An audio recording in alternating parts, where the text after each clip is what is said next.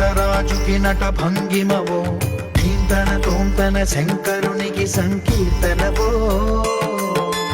ఈశ్వరుడే అనునిత్యం తనలో తలచుకునే ఓంకారమువో శివ హృదయం కరిగించే ఆ పంచాక్షరివో నీ మదిలో